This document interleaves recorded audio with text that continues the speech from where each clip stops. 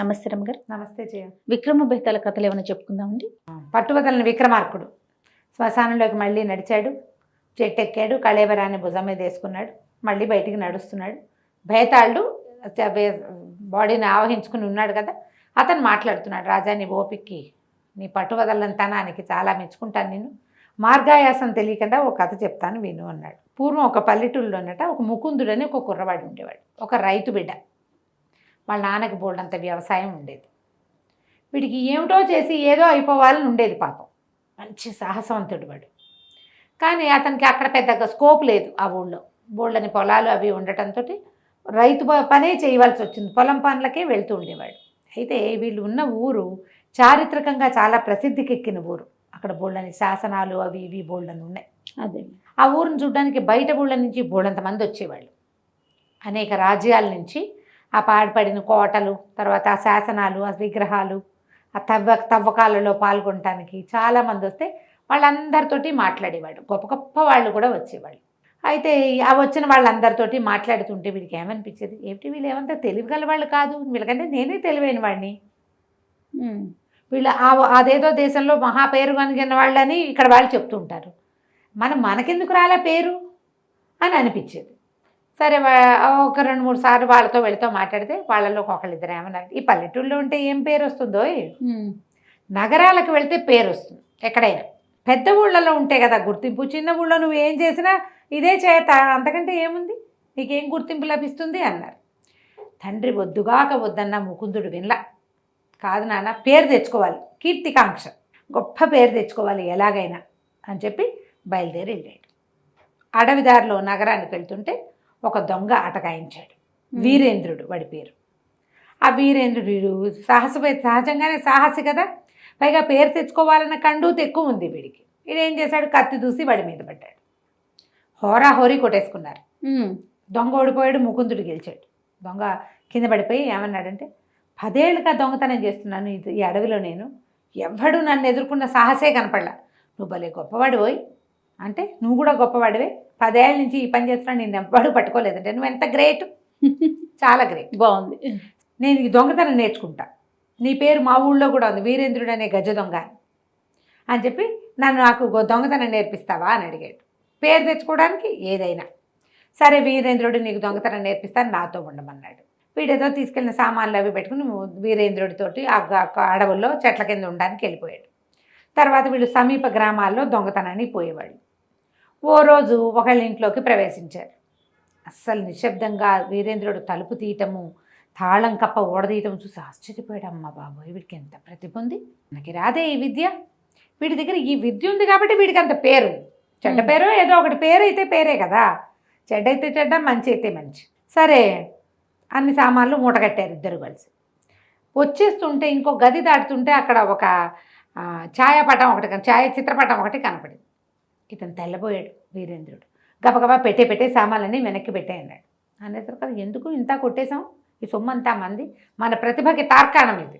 ఇంతమంది ఉన్న ఊళ్ళో ఒక ఇంట్లోకి ఇంత నిశ్శబ్దంగా లోపలికి వెళ్ళి పిల్లుల కంటే నిశ్శబ్దంగా ప్రవర్తించి ఇంత చేసి ఇది మన ప్రతిభకి గీటురాయి సొమ్మే కదా అంటే, కాదు, ఆ పటంలో ఉన్న ఆవిడ చూడు, ఒకప్పుడు నేను అడవిలో దెబ్బలు తగిలి పడిపోతే పాపం ఈవిడే మంచినీళ్ళు పోసి మందేసి నన్ను రక్షించింది, నేను ఒట్టు పెట్టుకున్నా, నాకు సహాయం చేసిన వాళ్ళ సొమ్ము పూచిక పుల్ల కూడా నేను ముట్టుకోలేను నేను, అందుకని మొత్తం సామాన్లన్నీ వెనక్కి పెట్టేయాలన్నాడు. ఈ ముకుందుడికి నచ్చలా. ఓహో, వీళ్ళకి కూడా కీర్తి లేదనమాట, ఇంత దొంగతనం చేసి వదిలిపెట్టేసినాడంటే వీడు కాదు, వీరేంద్రుడిని వదిలిపెట్టేసి నగరం వైపుకి ప్రయాణం చేశాడు. అయితే ఏమైంది, ఒక న్యాయాధికారి ఇంట్లో బస కుదిరింది. ఆయన ఏమన్నాడంటే,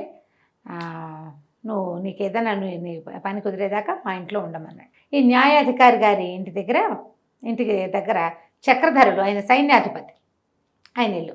చక్రధరుడు మహావీరుడు అని చెప్పుకునేవారు ఊరంతా. ఓ చక్రధరుడు గారి సందులోనే నువ్వు ఉండేది అనేవాడు. ఆ సందుకే చక్రధరుడి పేరు. వాడేమిటో వాడి సంగతి చూడాలి. సరే, ఏం చేశాడు, ఒకనాడు చక్రధరుడు రోజు సాయంకాలం వ్యాయాలకు వెళ్తాడు, ఎక్కడికో మన తోటలోకి వాకింగ్కి వెళ్తాడు. వీడు పోయి చీకటి మాటను కత్తిపుచ్చుకుని ఆయన మీద పడ్డాడు. ఇద్దరు కలిసి యుద్ధం చేశారు. కత్తిపుచ్చుకెళ్ళేసరికి, ఎవరు పోయి నువ్వు ఎందుకు పడుతున్నావు అంటే, నిన్ను గెలిచి నేను పేరు తెచ్చుకోవాలనుకుంటున్నాను, నిన్ను గెలవడం కోసం వచ్చాను అన్నాడు. మరి ఇట్లా ఎందుకు నలుగురు ముందు చేద్దామంటే ఒకవేళ నేను ఓడిపోతే చెడ్డ పేరు వచ్చేస్తుంది, నీ మంచి పేరు నీకే ఉంటుంది. అంతే. అందుకని ఓడిపోకుండా అసలు నీ శక్తి ఏమిటో తెలుసుకోవటం కోసము నేను ఇక్కడ యుద్ధం చేయడానికి వచ్చాను అన్నాడు. ఇద్దరు కలిసి యుద్ధం చేసి చక్రధరుడు ఓడిపోయాడు. ఓహో. ఓడిపోతే సరే ఇప్పుడు బాహాటంగా పెట్టుకోవచ్చు అనేసరికి చక్రధరుడు అన్నాడు, అట్లా కాదు, నువ్వు గురువు దగ్గర నేర్చుకున్న విద్య కాదు నీది, నీ దగ్గర ఏదో ప్రత్యేకత ఉంది, మరి అప్పుడు నువ్వు నా దగ్గర ఉండు, నీ ప్రత్యేకత నేను కూడా నేర్చుకుంటా అన్నాడు. దానివల్ల నాకేమొస్తుంది అన్నాడు ఈ అబ్బాయి. ఏమొస్తుందంటే ఏముంది, నీకు నెలకు 100 వరహాలు జీతం ఇస్తా, 1000 వరహాలు నా దగ్గర ఉండు. బాగానే ఉంది కదా. చక్రవర్తి దగ్గర సైన్యాధిపతి చక్రధరుడు దగ్గర ఉద్యోగము అంటే మరి మనకి పేరే, అంతే. దానితో జీతం కూడా వస్తుంది.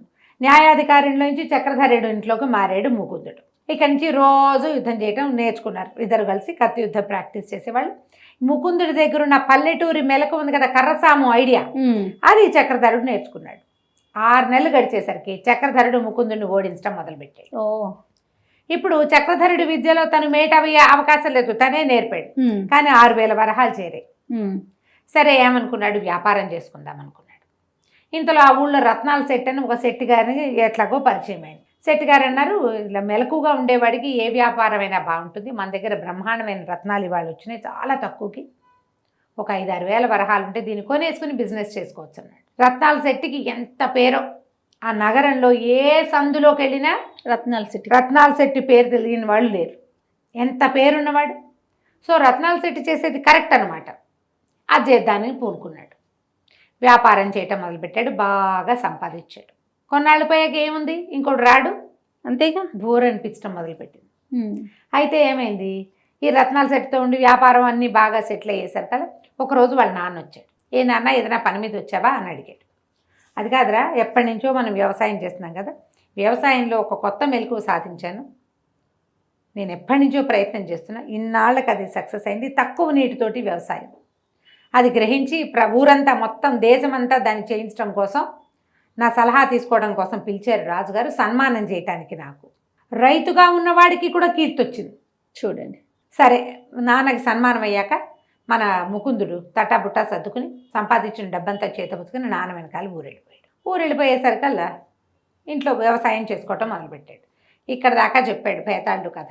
ఎన్ని రకాల పనులు చేశాడు, దొంగతనము, కత్తి విద్య, వ్యాపారాలు, ఇన్ని రకాలు చేసిన వాడు చివరికి వ్యవసాయంలో ఎందుకు సెటిల్ అయ్యాడు అని రాజుని అడిగాడు.